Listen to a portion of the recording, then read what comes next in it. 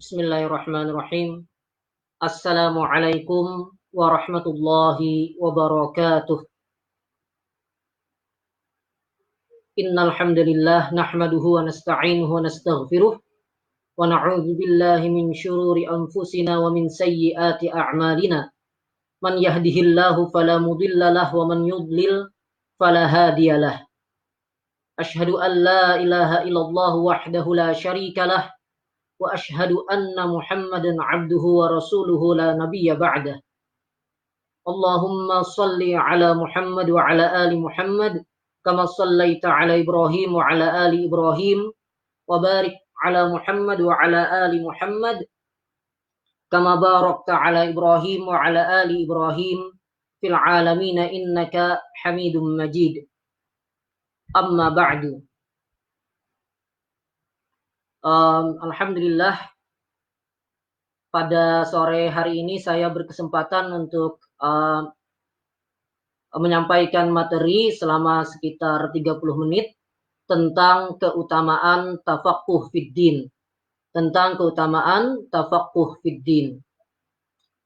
Dan ikhwah fillah hafizakumullah, jika suara saya jelas terdengar, mohon konfirmasi. Demikian juga jika ada masalah dengan suara yang saya sampaikan. Ada masalah dengan suara saya bisa disampaikan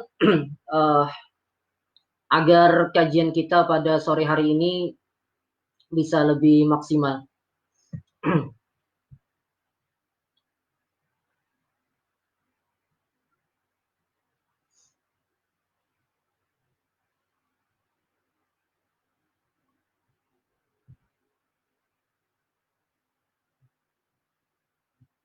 Baik.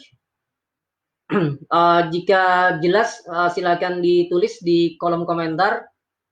Ikhwafillah.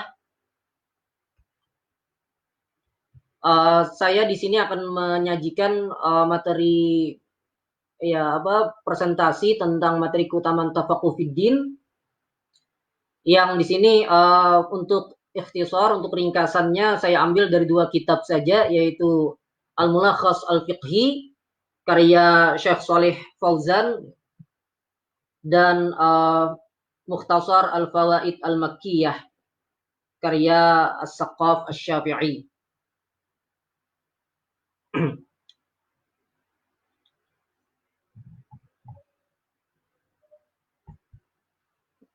Baik, di kitab Al-Mulakhas Al-Fiqhi, Syekh Shalih Fauzan menyatakan fa inna tafaqquha fid din min afdalil a'mal wa huwa alamatul khair. Aktivitas at-tafaqquh fid din, memperdalam agama, mempelajari agama secara mendalam, itu termasuk amal yang paling utama, Wa huwa alamatul khair, dan dia adalah tanda kebaikan. Qala sallallahu alaihi wasallam, Nabi Muhammad sallallahu alaihi wasallam dalam hadis sahih menyampaikan, man yuridillahu bihi khaira yufaqihu fid din. Siapa yang Allah inginkan kebaikan kepadanya, maka Allah akan faqihkan dia dalam agama. Wa dzalika li anna at-tafaqquha fid din yahsulu bihi al-'ilmu an-nafi' alladhi yaqumu 'alaihi al-'amalus shalih. Dan itu karena aktivitas tafaqquh fid din, dia menghasilkan ilmu yang bermanfaat, al-'ilmu an-nafi', yang dengannya kita bisa melakukan amal yang shalih. Jadi mengapa kita beraktivitas tafaqquh fid din? Mengapa aktivitas tafaqquh fid din ini adalah min afdalil a'mal? Jawabannya berdasarkan hadis Nabi sallallahu alaihi wasallam, man yuridillahu bi khaira yufaqihu fid din, dan kemudian dijelaskan oleh Syekh Shalih Fauzan bahwa dengan tafaqquh fid din tersebut kita bisa mendapatkan ilmu yang bermanfaat, dan dengannya kita melakukan amal salih, karena kita diperintahkan untuk melakukan amal salih. Sebagaimana firman Allah Subhanahu wa taala, setelah Allah Subhanahu wa taala menyampaikan bahwa seluruh manusia berada dalam kebinasaan, Kemudian Allah Subhanahu wa taala memberikan pengecualian istisna sebagai taksis dari keumuman kecelakaan yang menimpa seluruh manusia. Illal ladzina amanu wa 'amilus solihati wa tawasaw bil haqqi wa tawasaw bis sabr. Kecuali orang-orang yang beriman dan beramal salih dan saling berwasiat dalam kebenaran dan saling berwasiat dalam menjalani kesabaran, ya, dalam bersabar di atas jalan kebenaran tersebut. Dan amal salih itu dasarnya adalah ilmu. Sebagaimana kata Imam Bukhari rahimahullah taala, al-ilmu qabla al-qawli wal amal. Nah, bagaimana kita bisa mencapai amal salih? Dengan cara meraih ilmu. Bagaimana cara kita meraih ilmu? Dengan cara at-tafaqquh fid din. Dengan cara at-tafaqquh fid din. Baik.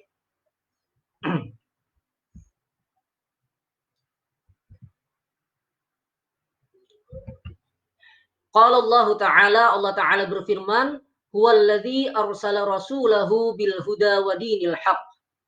Dialah Allah yang mengutus rasulnya dengan petunjuk, dengan huda dan agama yang hak. Surah Al-Fat ayat 28. Fal huda, nah makna huda dalam ayat ini adalah al-ilmun nafi', adalah ilmu yang bermanfaat. Wa dinul haq, dan agama yang hak adalah al-amalus salih. Nah, jadi dalam ayat ini sebagai dasar lagi untuk menunjukkan bahwa Allah Subhanahu wa taala mengutus rasulnya, yaitu Nabi kita Muhammad sallallahu alaihi wasallam, membawa ilmu yang bermanfaat dan amal salih. Membawa ilmu yang bermanfaat dan amal salih. Baik. Wa qad amarallahu subhanahu nabiyahu sallallahu alaihi wasallam ayyas'alahu ziyadata minal ilm. Dan Allah Subhanahu wa taala memerintahkan nabinya sallallahu alaihi wasallam untuk meminta kepadanya, kepada Allah Subhanahu wa taala, tambahan ilmu. Qala ta'ala, Allah taala berfirman, wa qur rabbi zidni ilma. Dan katakanlah wahai Muhammad, rabbi zidni ilma, ya Rabb, tambahkanlah bagiku ilmu. Surah Taha ayat 114. Qala al-Hafiz Ibnu Hajar rahimahullah, Al-Hafiz Ibnu Hajar rahimahullah taala menyatakan, wa qawluhu azza wa jalla, dan firman Allah azza wa jalla, wa qur rabbi zidni ilma, wadihud dalalati fi fadlil ilm, adalah ya dalalah yang sangat-sangat jelas, ya. Redaksi ini, ungkapan ini menunjukkan makna yang sangat jelas tentang keutamaan ilmu. Tentang keutamaan ilmu. Lianna Allah lam ya'mur nabiyahu sallallahu alaihi wasallam bi talabil izdiyad min syai'in illa minal ilm. Karena Allah Subhanahu wa taala tidak pernah memerintahkan nabinya sallallahu alaihi wasallam untuk minta tambahan, tidak harta, tidak kedudukan, tidak apa-apa, kecuali satu saja, yaitu ilmu. Artinya ini menunjukkan keistimewaan ilmu. Keistimewaan ilmu. Dan kembali lagi, ilmu itu dicapai dengan at-tafaqquh fid din. Dengan at-tafaqquh fid din. Baik. Kemudian waqad samman nabiyyu sallallahu alaihi wasallam, nah Nabi Muhammad sallallahu alaihi wasallam menamakan al-majalis allati yuta'allamu fiha al-ilmun nafi'. Nabi sallallahu alaihi wasallam menamakan majlis yang di dalamnya diajarkan ilmu yang bermanfaat, bi riyadil jannah. Beliau sebut dengan istilah taman sorga, taman-taman sorga. Wa akhbara annal ulama'a hum warasatul anbiya, dan beliau juga menginformasikan bahwa ulama itu adalah pewaris para nabi. Yaitu pewaris apa? Pewaris ilmu dari para nabi. Dan juga sebagaimana dinyatakan oleh Syekhul Islam Ibnu Taimiyah rahimahullah taala, dalam kitab beliau Raf'ul Malam 'anil A'immatil A'lam, beliau menyatakan bahwa umat-umat terdahulu,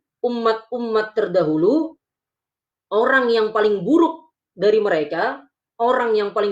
mereka, adalah para ulama mereka. Dan itu jelas ya, karena para rahib, para agamawan mereka adalah orang yang terdepan dalam melakukan tahrif terhadap kitab yang diturunkan oleh Allah Subhanahu wa taala. Mereka menyimpangkan redaksi sekaligus maknanya. Mereka mengubah agama yang dibawa oleh para nabi mereka kepada kesesatan. Sehingga wajar dikatakan bahwa orang yang terburuk dari kalangan mereka adalah para ulama mereka. Adapun umat Islam, umat Nabi Muhammad sallallahu alaihi wasallam, orang yang terbaik dari mereka adalah para ulama mereka. Orang yang terbaik dari mereka adalah para ulama mereka. Dan mereka dianggap terbaik karena mereka membawa ilmu. Karena mereka adalah ahlul ilm. Dan ini juga kembali menunjukkan fadlul ilm, keutamaan ilmu sekaligus keutamaan dari aktivitas mencari ilmu tersebut ya. Aktivitas thalabul ilm, aktivitas at-tafaqquh fid din. Ini menunjukkan keutamaan aktivitas tafaqquh fid din. Bahkan ikhwah fillah hafizahullah, sebagian orang mengira bahwa aktivitas tafaqquh fid din itu bukan amal. Aktivitas tafaqquh fid din itu bukan amal, sehingga sebagian mereka mencela orang yang banyak menyediakan waktu mereka untuk tafaqquh fid din. Mereka dicela karena dianggap tidak mementingkan amal. Padahal kata para ulama, aktivitas tafaqquh fid din itu bagian dari amal itu sendiri. Jadi dia sekaligus adalah thalabul ilm, mencari ilmu sebagai landasan amal, sekaligus amal itu sendiri. Bahkan salah satu amal yang paling utama. Baik, kita lanjutkan. Syekh Shalih Fauzan, wala syakka annal insana qabla an yuqdima ala ada'i amalin ma la budda an ya'rifa at-tariqah allati yuaddi bihadzalikal amal ala wajhihi as-sahih. Dan tidak diragukan lagi bahwa ya seseorang bahwa manusia sebelum dia melaksanakan atau melakukan satu amal, sebelum dia melakukan satu amal, maka dia wajib mengetahui jalan untuk bisa menunaikan amal tersebut dalam bentuknya yang sahih, dalam bentuknya yang benar. Karena amal yang diterima oleh Allah Subhanahu wa taala hanyalah amal yang sesuai dengan yang ditentukan, yang ditetapkan, yang telah diajarkan oleh Allah Subhanahu wa taala dan Rasulnya. Dan itu dengan cara kita mengetahuinya, dengan cara mempelajarinya, dengan cara mengetahuinya, dengan cara thalabul ilm dan at-tafaqquh fid din. Hatta yakuna hadzal amalu sahiha, hingga amal ini yang dilakukan ini menjadi amal yang sahih, amal yang diterima oleh Allah Subhanahu wa taala. Muaddiyan li natijatihi allati turja min waraihi, yang dengannya kita bisa mencapai hasil yang kita inginkan. Fa kaifa yuqdimul insan ala ibadati rabbih allati tatawaqqafu 'alaiha najatuhu minan nar wa dukhuluhul jannah, kaifa yuqdimu 'ala dzalika biduni 'ilm. Maka bagaimana bisa seseorang beribadah kepada Rabb-nya yang ibadah tersebut menjadi dasar dia akan selamat dari neraka sekaligus dia akan masuk surga, dia mendapatkan ridho Allah Subhanahu wa taala, ampunannya, rahmatnya dan surganya, sekaligus selamat dari siksa, dari kemurkaan Allah Subhanahu wa taala dan nerakanya, itu dengan ilmu. Lalu bagaimana seseorang melakukan ibadah dan dia melakukannya tanpa ilmu? Tentu tidak sah. Tidak diterima oleh Allah Subhanahu wa taala, mardud, dan sekaligus dia tidak bisa mencapai tujuan yang diinginkan, yaitu selamat dunia akhirat tadi.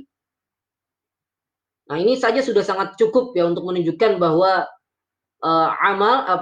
ilmu ya, thalabul ilm, at-tafaqquh fid din, memperdalam agama sehingga kita bisa beragama, beramal dengan landasan ilmu dan basirah, ini bahwa itu akan menyelamatkan kita dari neraka dan memasukkan kita ke surganya Allah Subhanahu wa taala, ini saja sudah cukup untuk menunjukkan keutamaan aktivitas tersebut.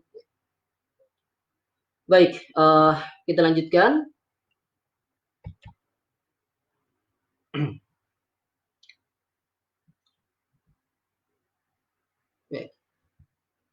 Sekarang kita ambil dari Mukhtasar Al-Fawaid Al-Makkiyah, ya, dari Mukhtasar Al-Fawaid Al-Makkiyah. Qala al-Imam al-Humam hujjatullah ta'ala ala ahli al-Islam Muhammad ibn Muhammad Al-Ghazali rahimahullah ta'ala wa nafa'ana bih. Ini Imam Al-Ghazali berkata, "I'lam," kata beliau, ketahuilah, "annal ilma wal ibadata jauharan." Bahwa ilmu dan ibadah itu adalah dua permata. Li ajlihima kana kullu ma tara wa tasma'u min tasnifil musannifin. Dan karena keduanya lah kita, ya Anda melihat dan mendengar semua ya karya tulis para penulis, wa ta'limil muallimin, wa wa'zil wa'izin, wa nazarin nazirin. Pengajaran yang dilakukan oleh para guru, nasihat yang dilakukan oleh para pemberi nasihat, penelitian yang dilakukan oleh para peneliti, bal li ajlihima unzilatil kutub wa ursilatir rusul. Bahkan karena keduanya lah, karena ibadah dan ilmu itulah diturunkan kitab-kitab Allah Subhanahu wa taala dan diutus para rasul. Wali ajlihima khuliqatis samawati wal ardu wa ma fihima. Dan karena keduanya lah diciptakan langit dan bumi dan apa yang ada di antara keduanya. Fata'ammal ayataini fi kitabillahi ta'ala. Nah, silakan perhatikan, kata beliau, dua ayat dalam kitabullah ta'ala. Ihdahuma, yang pertama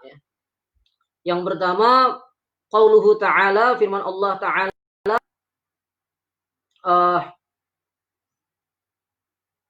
Allahul ladzi khalaqas sab'a samawati wa minal ardi mithlahunna yatanazzalul amru bainahunna lita'lamu annallaha ala kulli syai'in qadir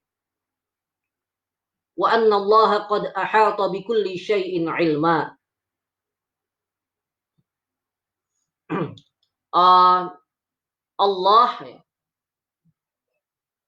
Allah lah yang menciptakan 7 langit dan bumi juga semisal dengan itu. Dan sekaligus ya Allah menetapkan aturan-aturan di antara langit dan bumi tersebut, lita'lamu, agar kalian mengetahui annallaha ala kulli syai'in qadir, bahwa Allah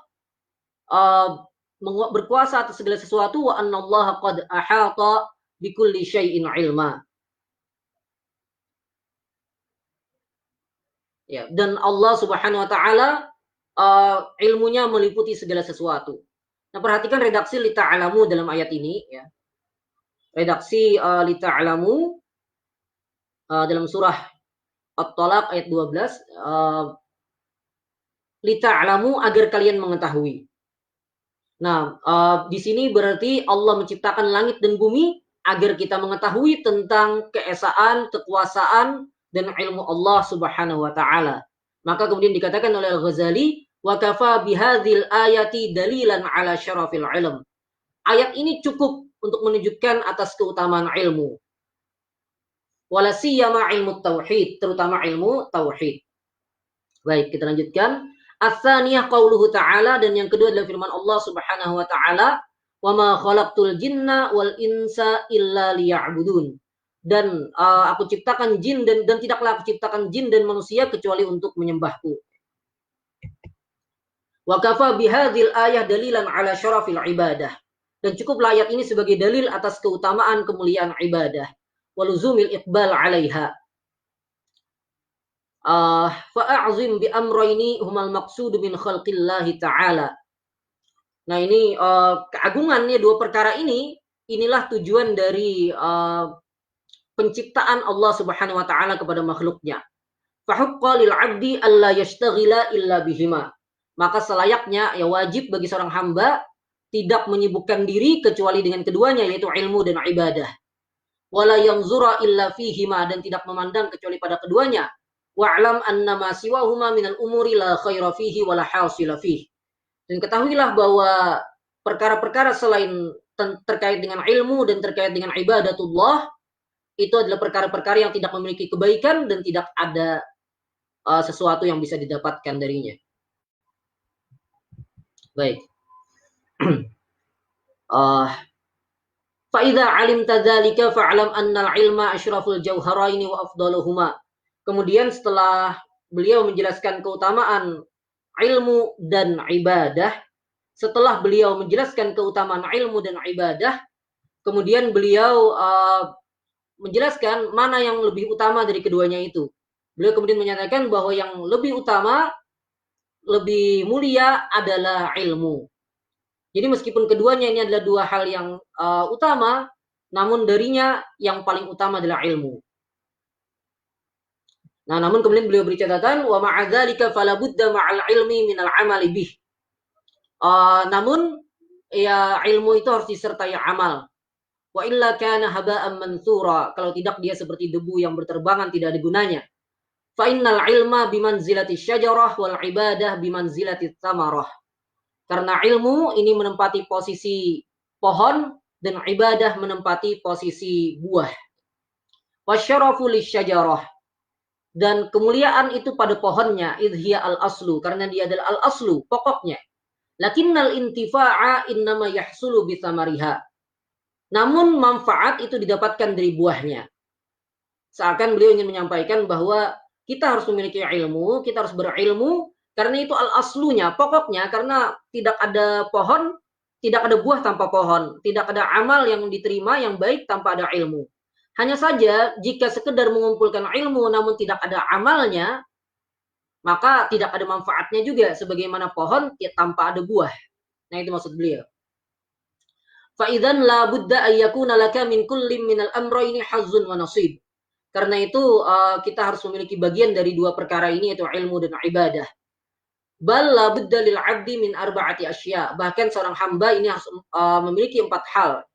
Yang pertama al-ilmu, ilmu, yang kedua al-amalu, wal amalu, amal, yang ketiga wal ikhlasu, ikhlas, dan yang keempat adalah al-khauf wal khauf, dan rasa takut, rasa khawatir. Baik, sedikit lagi. Fa ya'lamu tariqa awwalan.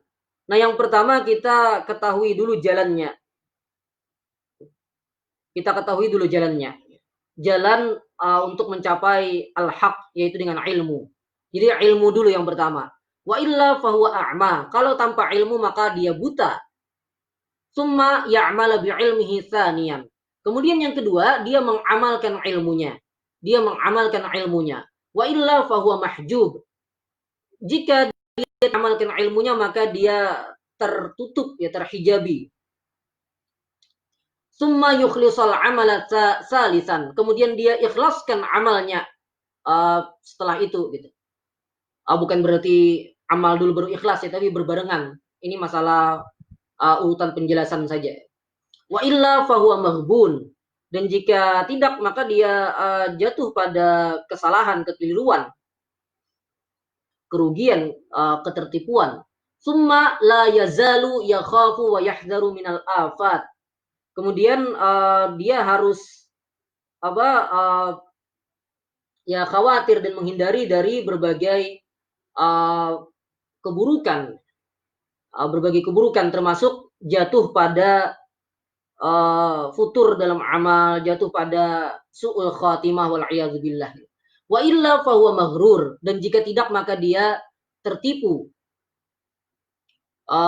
Jadi maksud beliau kita ilmu sebagai landasan al-aslu, kemudian setelah itu amal, kemudian setelah itu ikhlas, amal harus ikhlas, dan harus senantiasa waspada. Harus senantiasa waspada, kita jatuh pada keburukan karena tidak istiqamah. Maka kita harus senantiasa waspada, berhati-hati, sampai kita mencapai pertemuan dengan Allah Subhanahu wa taala biqalbin salim, ya, dengan hati yang selamat, dengan husnul khatimah. Fa innal a'mala bi khawatimiha, karena amal itu tergantung akhirnya. wa ma yadri ma yuhtamu lahu, dan tidak ada seorang pun yang tahu dia akhir kehidupannya nanti seperti apa. Wallahu a'lam. Baik, kita kembali ke Al-Mulakhas Al-Fiqhi. Mungkin agak lewat sedikit waktunya ya. Wa min thamma, ya dari itu kembali ke teks Al-Mulakhas Al-Fiqhi sebelumnya, iftaraqan nas bin nisbati lil ilmi wal amali thalatha firaq.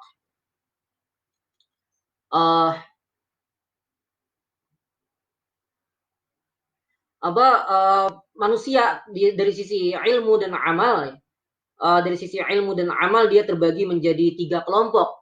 Al-fariqul awal, kelompok pertama, alladzina jama'u bainal ilmin nafi' wal amalis salih, yang mengumpulkan ilmu yang bermanfaat dan amal yang salih. Wa haula'i qad hadahumullahu siratal mun'am 'alaihim minan nabiyyin was-siddiqin wasyuhada'i was-salihin was-siddiqina wasyuhada'i was-salihin wa hasuna ulaika rafiqa. Ya, yang mengumpulkan ilmu yang bermanfaat dan amal yang salih. Yang mengumpulkan ilmu yang bermanfaat dan amal yang salih. Dan mereka lah yang ya Allah beri petunjuk kepada mereka jalan orang-orang yang mendapatkan nikmat. Jalan orang-orang yang mendapatkan nikmat dari kalangan para nabi, siddiqin, syuhada, dan orang-orang salih.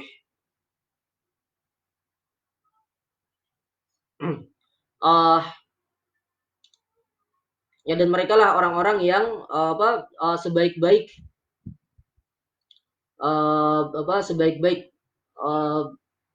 teman gitu.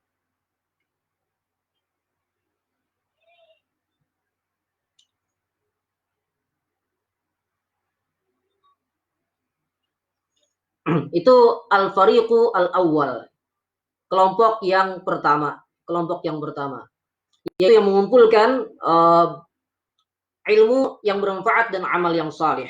Al-fariqus tsani, kelompok yang kedua, alladzina ta'allamul ilman nafi' wa lam ya'malu bih, yang mempelajari ilmu yang bermanfaat dan tidak mengamalkannya. Wal iyadu billah, ini keburukannya. Orang yang mempelajari ilmu namun tidak mengamalkannya. Wa haula'i humul maghdubu 'alaihim minal yahudi wa man nahwahum. Dan inilah orang-orang yang dimurkai oleh Allah Subhanahu wa taala dari kalangan Yahudi dan siapapun yang menempuh jalan mereka. Tidak terbatas pada Yahudi saja, tapi siapapun yang menempuh jalan Yahudi ini, yaitu yang mempelajari ilmu sekedar untuk dikumpulkan, untuk menambah pengetahuan, tapi dia tidak amalkan. Dia bahkan tinggalkan ilmu tersebut untuk mendapatkan harta dunia. Nah, ini adalah jalannya orang-orang Yahudi yang dimurkai oleh Allah Subhanahu wa taala. Kemudian kelompok yang ketiga, al-fariqu ats-tsalits, alladzina ya'maluna bila ilmin. Ini juga tercela, yaitu orang-orang yang beramal tanpa ilmu. Beramal tanpa ilmu, tanpa tuntunan dari dinul Islam. Rasulullah sallallahu alaihi wasallam bersabda, man ahdatsa fi amrina hadza ma laysa minhu fa huwa raddun. Siapa saja yang membuat hal-hal yang baru yang tidak berasal dari tidak memiliki landasan dalam syariat, maka dia tertolak. Man amila amalan laisa amruna wa raddun. Siapa yang mengamalkan sesuatu yang tidak berasal dari tuntunan kami, dari sumber-sumber syariat, maka dia tertolak. Wahaulahi hum ahlud dolal. Nah, mereka ini adalah orang-orang yang tersesat, orang-orang yang sesat, minan nasara wa man nahwahum, dari kalangan Nasrani dan orang-orang yang menempuh jalan mereka. Wa yashmalu hadhil firaq ats-tsalas qauluhu ta'ala fi suratil Fatihah allati naqra'uha fi kulli raq'atin min shalawatina. Dan 3 kelompok ini disebutkan ya dicakup oleh firman Allah Subhanahu wa taala dalam surah Al-Fatihah yang kita baca dalam setiap rakaat salat kita. Ihdinas siratal mustaqim. Ya Allah, berikanlah kami petunjuk jalan yang lurus, yaitu jalan orang yang beramal dan berilmu, orang yang berilmu dan beramal. siratal ladzina an'amta alaihim, yaitu jalan orang-orang yang engkau beri nikmat kepada mereka. Ghairil maghdubi alaihim, bukan jalan orang yang engkau murkai, yaitu jalannya Yahudi dan yang semisal dengan mereka yang mempelajari ilmu namun tidak mengamalkannya. Waladdallin, dan juga bukan jalan orang-orang Nasrani yang sesat, yang tersesat dari jalan yang lurus, yang mereka beramal tanpa ilmu. Wallahu a'lam bishawab. Ini sangat-sangat jelas ya menunjukkan fadilah, keutamaan dari aktivitas at-tafaqquh fid din. Bahkan cukup bagi kita amal kita tidak diterima oleh Allah Subhanahu wa taala sehingga tidak ada yang kita bawa di hadapan Allah Subhanahu wa taala di yaumil hisab nanti karena kita tidak mempelajari ilmu yang wajib kita pelajari. Baik, ini ikhwah fillah hafizakumullah, ada pertanyaan ya yang perlu saya ajukan.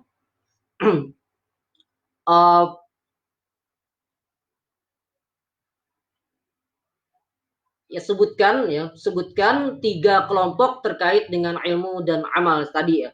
Sebutkan 3 kelompok yang terkait dengan ilmu dan amal, dan mana kelompok yang selamat, mana kelompok yang Allah Subhanahu wa taala berikan nikmat, dan mana sisanya yang celaka.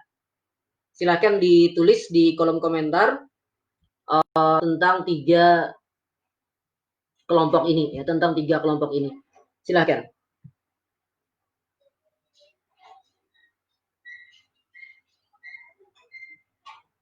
Baik, kita cukupkan ya karena sudah selesai waktunya. Semoga bermanfaat. Mohon maaf atas segala kesalahan. Silakan dijawab pertanyaan yang diajukan. Hadanallahu wa iyyakum ajma'in. Subhanakallahumma wa bihamdika asyhadu an la ilaha illa anta astaghfiruka wa atubu ilaik. Wallahul muwaffiq ila aqwamit thoriq. Wassalamu alaikum warahmatullahi wabarakatuh.